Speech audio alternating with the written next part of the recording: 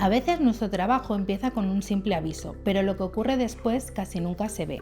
Mientras resolvemos una situación ya han aparecido 3 más. Priorizamos, reorganizamos, buscamos soluciones, respondemos llamadas, atendemos consultas, revisamos información y volvemos a empezar. Cada día cambiamos de una tarea a otra en cuestión de segundos, porque nuestro trabajo no consiste en hacer una sola cosa, sino en conseguir que muchas cosas ocurran al mismo tiempo y que todas encajen. Detrás de cada cambio hay personas.